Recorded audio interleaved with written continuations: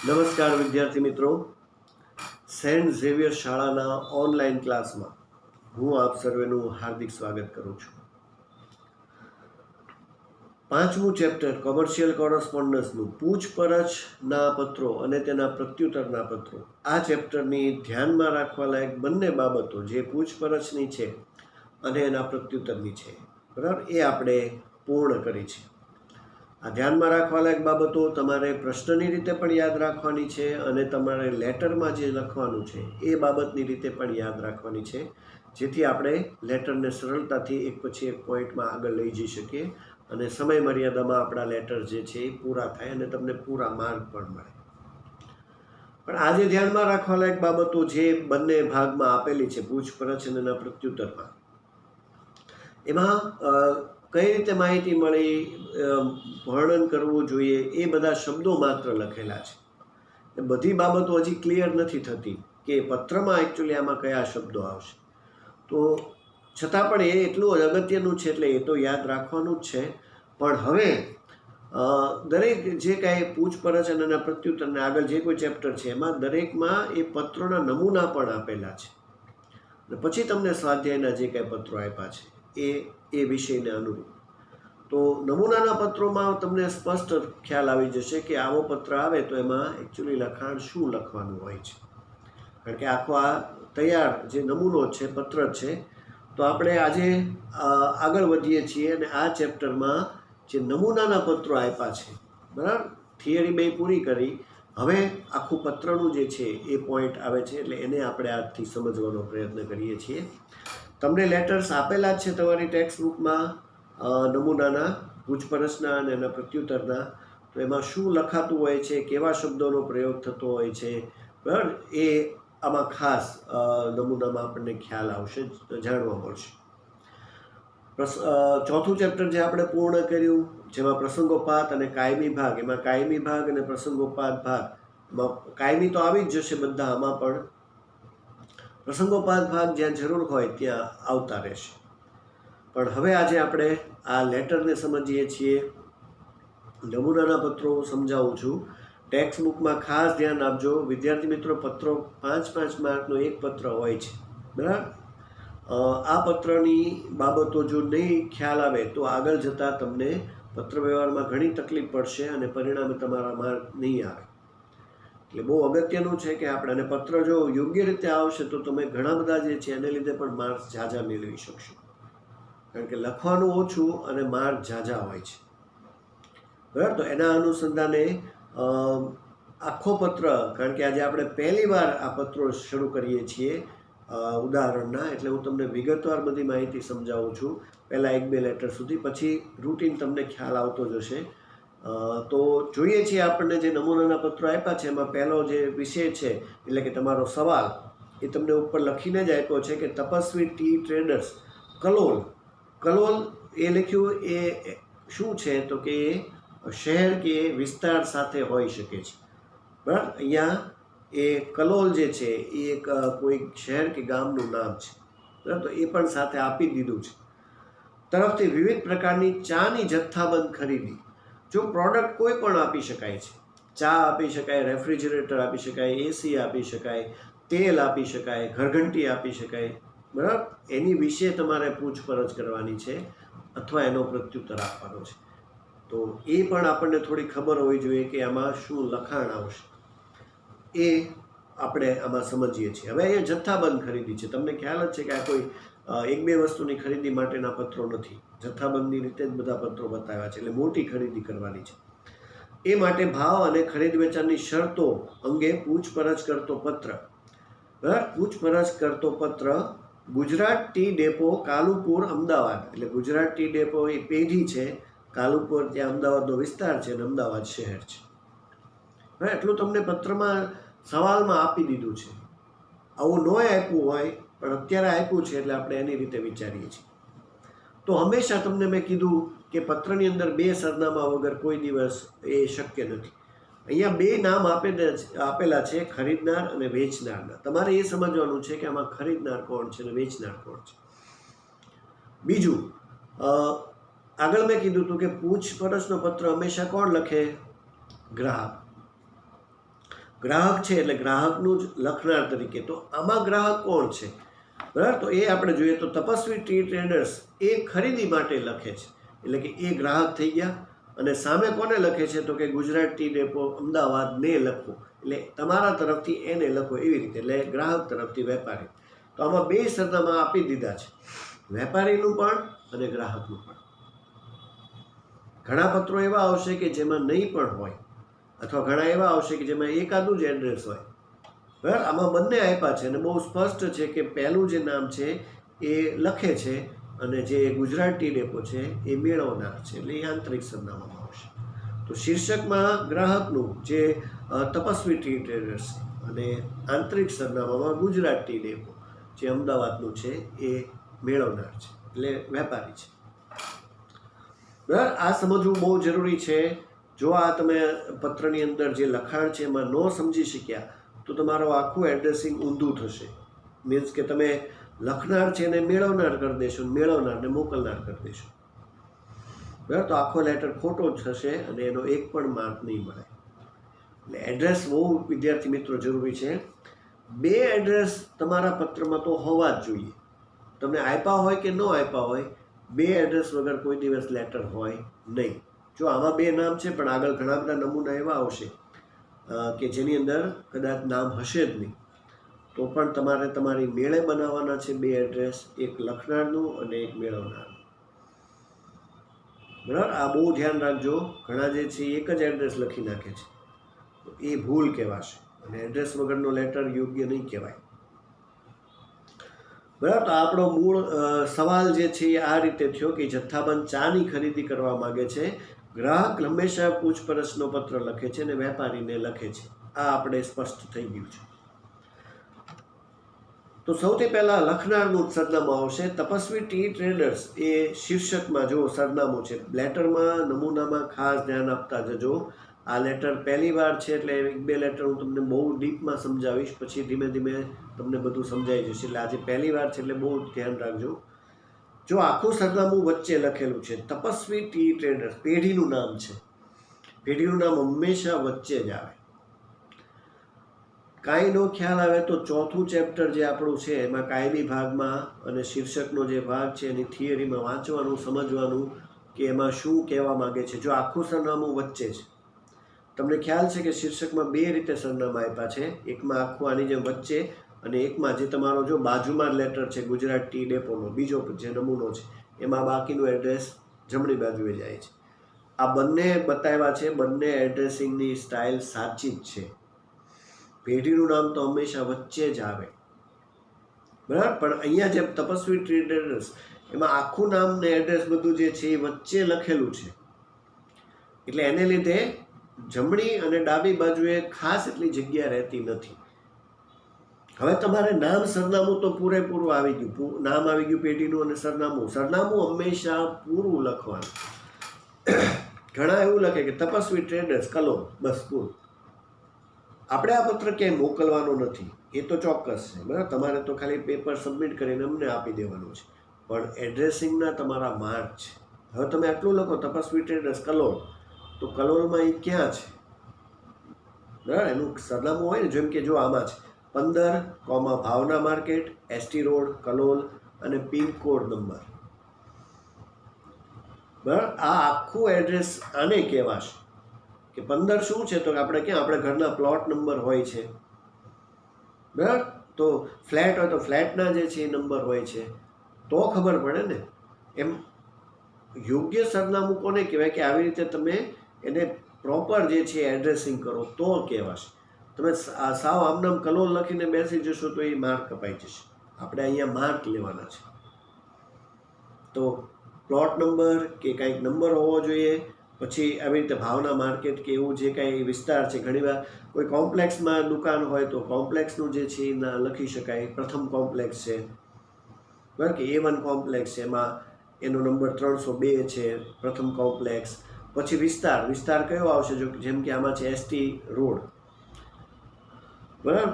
તમે વિસ્તાર ભાવનગરનો પણ લખી શકો, નો આપ્યો આમાં, જો આમાં કલોલ ગામ આપેલું છે એટલે તમે એ કલોલ તો રાખવાનું જ છે, કારણ કે એ ફરજિયાત છે. કલોલ તો ગામ શહેર આપેલું જ છે, પણ બાકીનું એડ્રેસ પણ હોવું જ જોઈએ.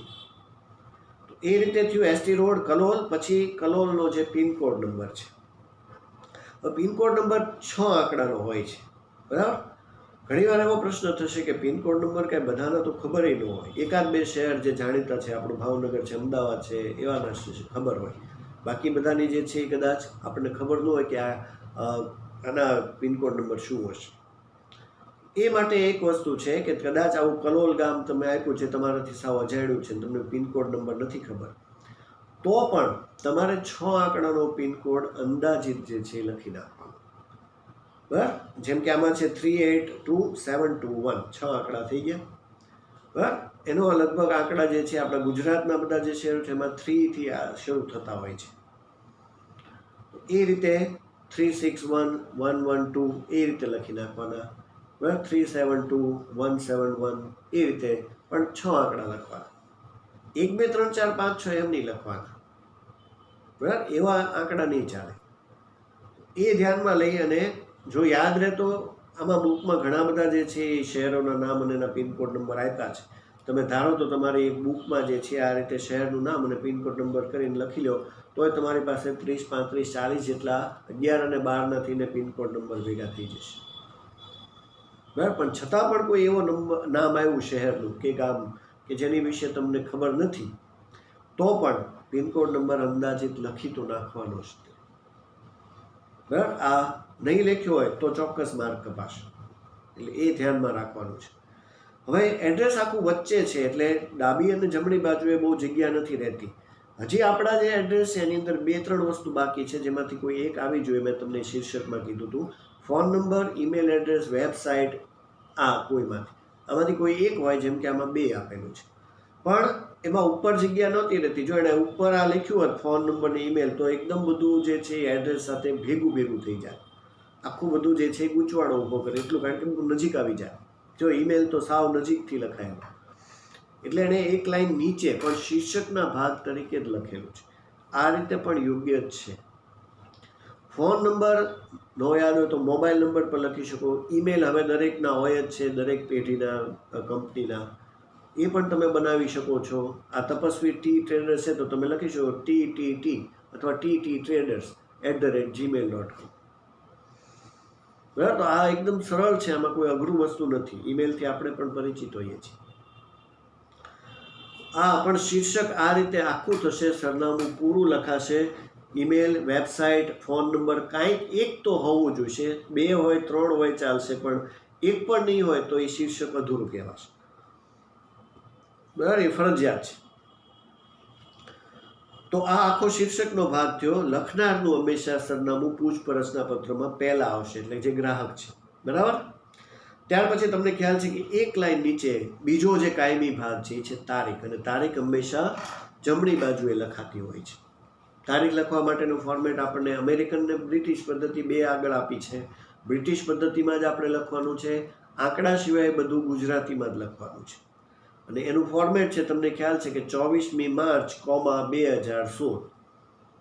તમે આજની તારીખ નાખતા હોય તો આજની તારીખ પણ એ જ રીતે લખવાની છે, બરાબર. પણ યોગ્ય તારીખ મુજબ કોમા પણ આવશે અને વર્ષ આખું આવશે, 2019 2020, ખાલી 2019 નહીં, બરાબર. અને આ જમણી બાજુએ લખાશે. કોઈ બીજી રીતે તારીખ આમાં નથી લખવાની.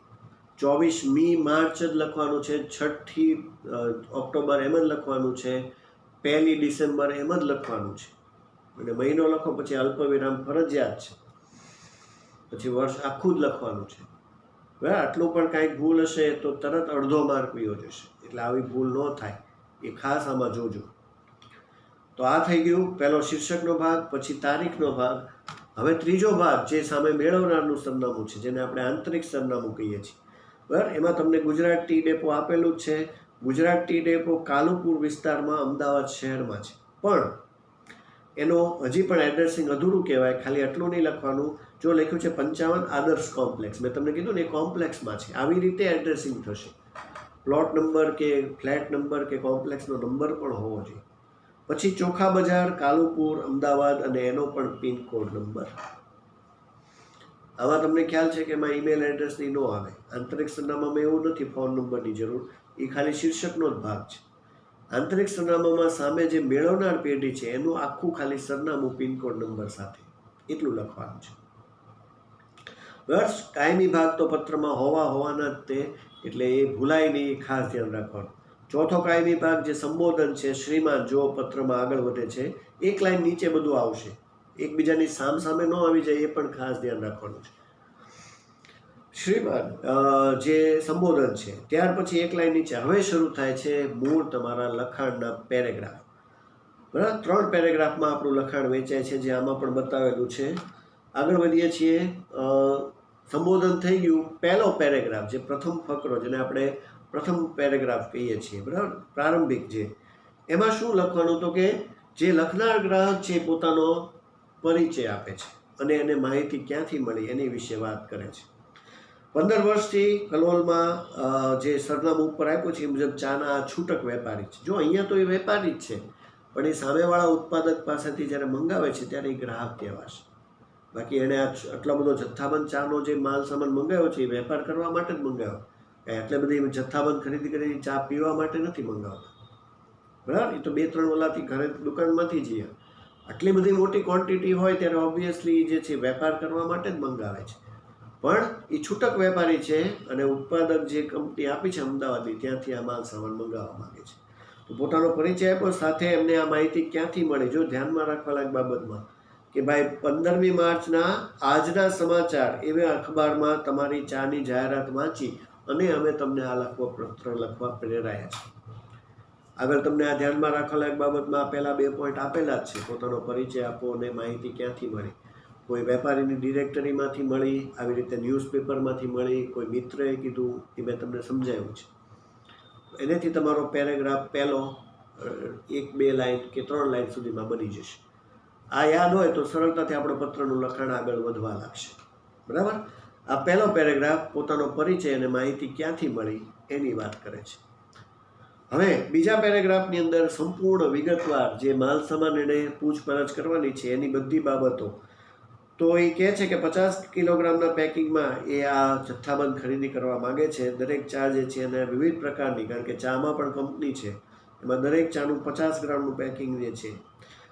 સૂચિપત્ર અને ભાવપત્રક અમને મોકલી આપવા માટે વિનંતી કરે છે. જો ધ્યાનમાં રાખવા લાયક બાબતમાં ભાવપત્ર અને સૂચિપત્રક માટે વિનંતી પૂછપરછમાં કરવાની કે તમે અમને આ ખાસ મોકલો. અલગ અલગ અનુસાર, જથ્થા અનુસાર પેકિંગ પણ તમારી પાસે પ્રાપ્ત હોય તો એની પણ વિગતો આપો. ભાવ, વળતર અને નાણાંની ચૂકવણીની શરતો, અમારે પૈસા કઈ રીતે ચૂકવવાના છે, વળતર તમે કેટલું આપશો, કેટલો ભાવ રહેશે, એ બધું અમને જાણવા માટે મોકલો. અને કયા વાહનનો માધ્યમ અને ખર્ચ બાબતે પણ જણાવો કે એનો ખર્ચ કોણ ભોગવશે. તમે આ માલ સામાન મોકલશો તો એનો ખર્ચ કોણ ભોગવશે. જો બધું ધ્યાનમાં રાખવા લાયક બાબતોની રીતે જ ચાલે છે, પણ શબ્દો આ રીતે લખવાના છે. તો ચૂકવણીની વાત આવી ગઈ, પેકિંગની વાત આવી ગઈ, વહનની વાત આવી ગઈ, એના ખર્ચની વાત આવી ગઈ, બધું આ પેરેગ્રાફમાં વિગતવાર. અને એમણે કેટલો માલ સામાન ગ્રાહક તરીકે મંગાવો છે એની પૂછપરછ પણ થઈ ગઈ. હવે 50 ગ્રામનું પેકિંગ હોવું જોઈએ દરેક વિવિધ પ્રકારની ચામાં જે કંપની આવે છે એમાં, બરાબર. હવે છેલ્લે આ 2 પેરેગ્રાફ થયા. પેરેગ્રાફની વિગતો તમને આપી છે, આ વાંચવાની છે આ લેટર્સને, પછી જ આપણે લખી શકીએ છીએ. અને છેલ્લે ત્રીજા ફકરામાં ઓર્ડર આપ્યા બાદ 10 દિવસમાં પહોંચે એવી અપેક્ષા છે. જો ગ્રાહકને અપેક્ષા છે કે અમે જ્યારે પણ હજી તો પૂછપરછ કરે છે, પછી ઓર્ડર આપશે, ઓર્ડર આપે પછી 10 દિવસમાં માલ સામાન અમારા સુધી વેપારીએ પહોંચાડી દેવાનો છે, એવું એ કહે છે.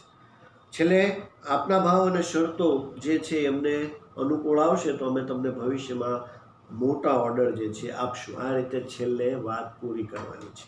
આવા શબ્દોથી આપણા ત્રીજા પેરેગ્રાફનો અંત કરવાનો છે કે તમે જે કાંઈ ભાવને શરતો મોકલશો એ જો અમને અનુકૂળ હશે તો અમે તમને હજી પણ મોટા ઓર્ડર આપશું, જેથી ગ્રાહકની ઉપર વેપારી પૂરું ધ્યાન આપે, બરાબર. આવી બાબતો લખવાથી. તો આ રીતે 3 પેરેગ્રાફમાં જો આ બધું વિગતવાર આપેલું છે તમને નમૂનાના પત્રોમાં, ધ્યાનમાં રાખવા લાયક બાબતમાં આપ્યું છે. આ તમને યાદ હોય તો તમે સરળતાથી પેરેગ્રાફ લખી શકો, તમને પૂરેપૂરા માર્ક મળી શકે છે. છેલ્લે હવે પૂરું કરવાનું છે, એટલે છેલ્લે આપનો વિશ્વાસુ, તમને ખ્યાલ છે કે ક્લોઝિંગ છે સ્ટેટમેન્ટ, તો એ રીતે આપનો વિશ્વાસુ, સ્નેહાધીન, 2 શબ્દો મેં તમને કીધા, એમાં બધા લેટર્સમાં આપનો વિશ્વાસુ જ આપેલા છે.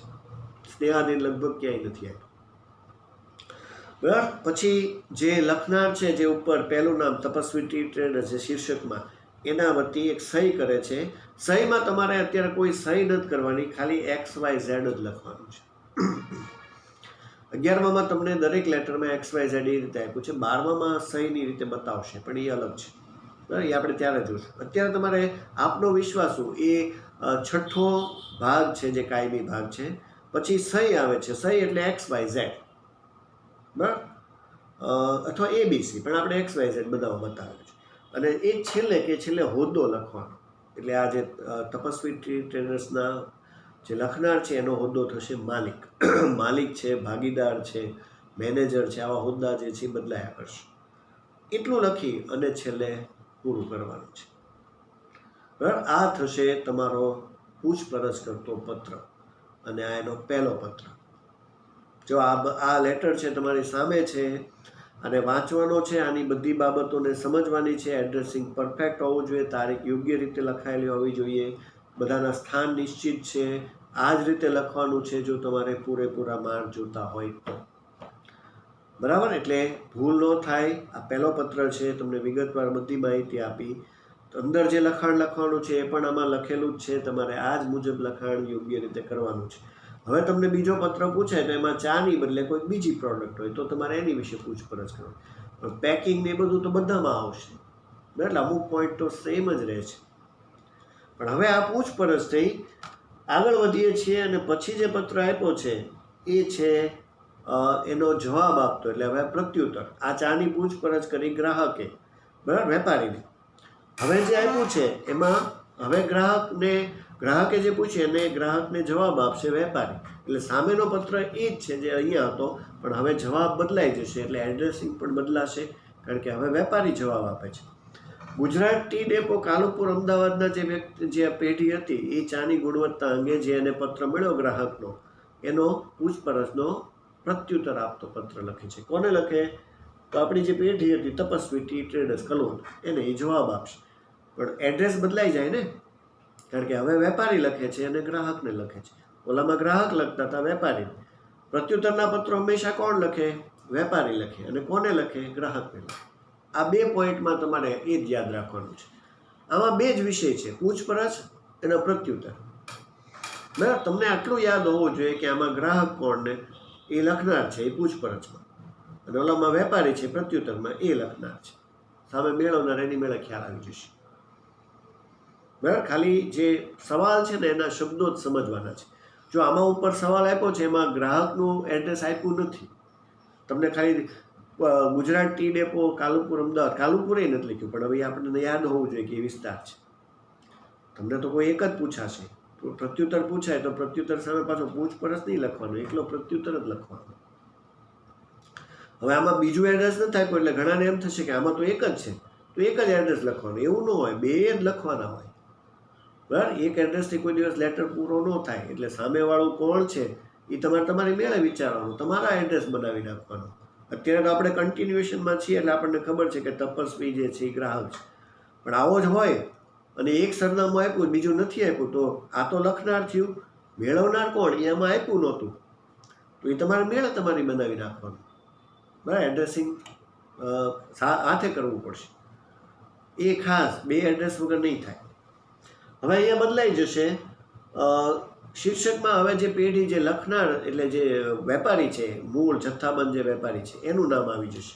જો તપસ્વી એની બદલે હવે ગુજરાત ટી ડેપો આવી ગયો, કારણ કે હવે પ્રત્યુત્તર તો ગ્રાહકની નો જે હતો એની સામે વેપારી જે છે પ્રત્યુત્તર આપશે, એટલે ગ્રાહકનું સરનામું આંતરિકમાં વયું જશે અને વેપારી લખનારમાં શીર્ષકમાં આવી જશે.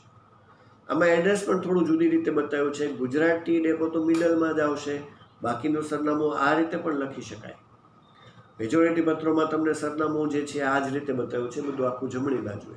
તો તમારો ડાબી બાજુનો આખો ભાગ જે છે એ જો ખાલી છે, એટલે ત્યાં ફોન નંબર કે ઈમેલ બંને, હજી એક વેબસાઇટ લખવી હોય તો 3 આવી શકે છે.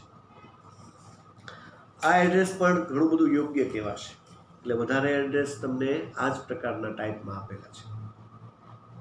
પિનકોડ નંબર સાથે અમદાવાદનું આખું સરનામું, ગુજરાતનું, બરાબર. હવે તમને ખ્યાલ આવી ગયો કે આ જ રીતે સરનામું કરવાનું છે, પૂરેપૂરું સરનામું હોવું જોઈએ. અધૂરું સરનામું ન હોવું જોઈએ. બરાબર. સામે આ જવાબ આપતો પત્ર છે. ગ્રાહકે જ્યારે પત્ર લખ્યો ત્યારે 24મી માર્ચ હતી સામે. હવે વેપારી જવાબ આપશે. તમને આગળ ખ્યાલ છે નહીં ધ્યાનમાં રાખવા બાબતમાં કે આના જવાબ ઝડપથી આપવા જોઈએ, તરત જ આપવા જોઈએ.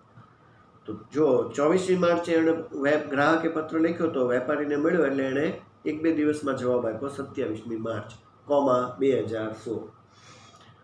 તારીખ હંમેશા જમણી બાજુએ અને આખું ફોર્મેટ તારીખનું એક ફિક્સ છે, આ જ રીતે લખાવવું જોઈએ. બરાબર.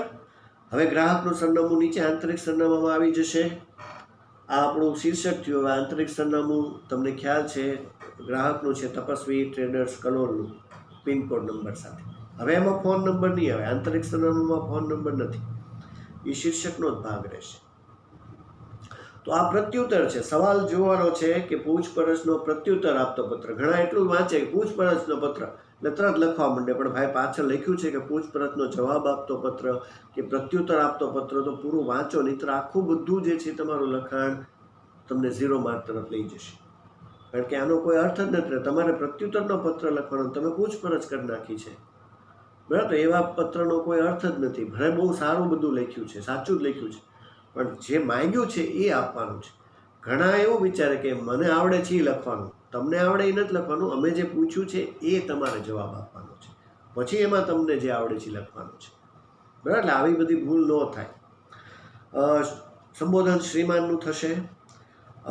જ્યારે પત્ર મળ્યો, જો ધ્યાનમાં રાખવા કે તમને ગ્રાહકનો પત્ર ક્યારે મળ્યો એનાથી ઉલ્લેખ કરીને શરૂઆત કરવાની. તો 24મી માર્ચે પૂછપરછ કરતો પત્ર ગ્રાહકે લખ્યો હતો, એ આ વેપારીને મળ્યો છે અને વિવિધ પ્રકારની ચા બંધમાં એમને જે ખરીદીમાં રસ લીધો એ બદલ એ આભાર માને છે.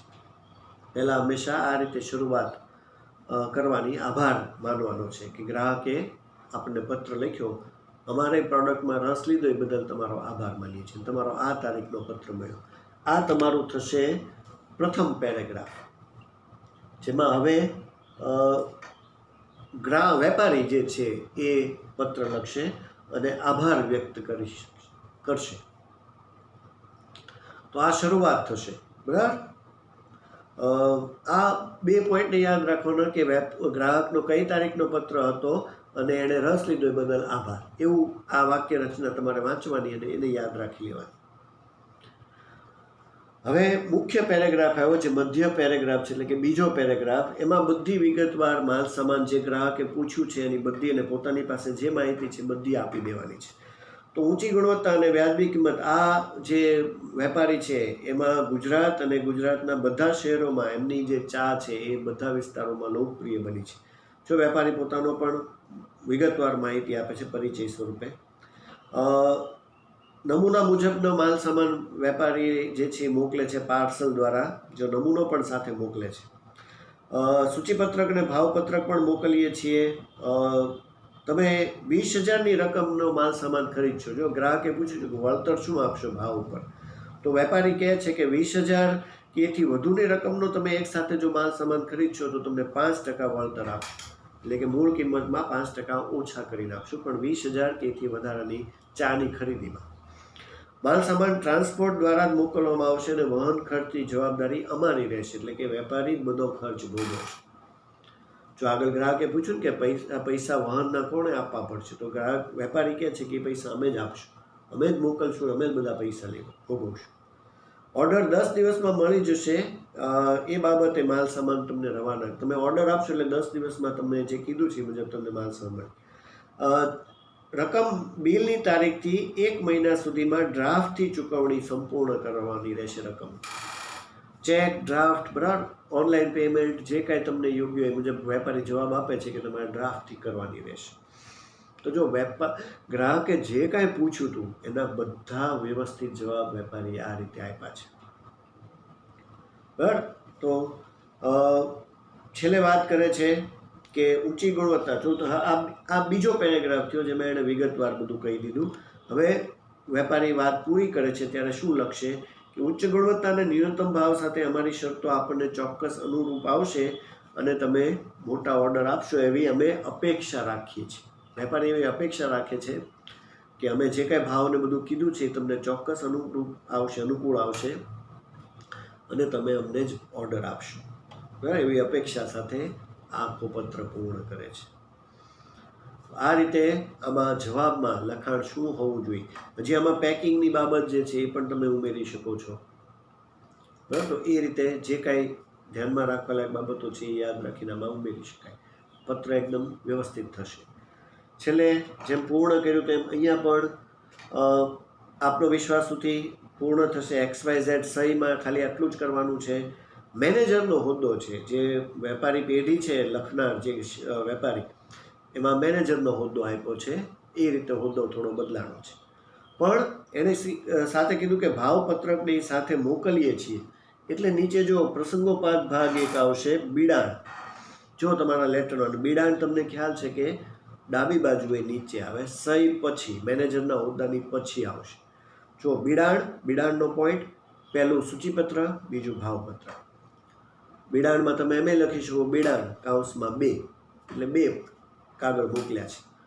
બિડાણ એટલે મૂળ આ કાગળની પાછળ આ 2 જે કાગળ છે જોડીને મોકલશે. તો પહેલું સૂચિપત્ર, બીજું ભાવપત્ર. તો જ્યારે પ્રત્યુત્તર આપે ત્યારે આવા બિડાણનો ઉલ્લેખ અહીંયા ખાસ થશે. આગલા લેટરમાં બિડાણ નહોતું, કારણ કે એમાં તો હજી પૂછે છે. આમાં બિડાણ ખાસ છે, એટલે જ્યાં જરૂર હોય ત્યાં પ્રસંગોપાત ભાગ આવશે. આ બંને લેટર આપણે આજે સમજ્યા છીએ. હજી પણ નમૂના ઘણા બધા છે જે આપણે આગળ સમજશું. પણ પ્રત્યુત્તર અને પૂછપરછ અને પ્રત્યુત્તર એ બંને કેવા હોય છે એ આ નમૂનાના પત્રો ઉપરથી તમને સ્પષ્ટ થઈ જશે. તો આ 2 પત્રો આપણે અહીંયા પૂર્ણ કર્યા છે. તમને બહુ વિગતવાર સમજાવ્યા છે. વાંચજો, પ્રેક્ટિસ કરજો, બરાબર. સ્વાધ્યાયનો જે 5મો પત્ર છે પૂછપરછનો, આમ તો તમારે ફેરબુકમાં પછી લખવાનું છે, પણ અત્યારે આપણે પ્રેક્ટિસ થાય એટલે તમને સ્વાધ્યાયનો જે 5મો પત્ર છે, જે પૂછપરછનો છે, એ તમારે એકવાર લખીને હોમવર્કમાં બતાવવાનો છે, જેથી આપણે પ્રેક્ટિસ કરી શકીએ, બરાબર. આ બંને પત્રોને પહેલાં વાંચી, વિગતવાર સમજી અને પછી આ પત્ર લખવાની આપમેળે પ્રેક્ટિસ કરજો, બરાબર. જેટલા પત્ર લખશો એટલું આપણે સરળતાથી માર્ક્સ મેળવી શકશું અને આપણી પ્રેક્ટિસ પણ સારી થશે. તો વિદ્યાર્થી મિત્રો, આજે આ લેક્ચર અહીંયા પૂર્ણ કરીએ છીએ. આગળના પત્રો આપણે હવે નેક્સ્ટ લેક્ચરમાં સમજશું. ત્યાં સુધી સર્વેને નમસ્કાર.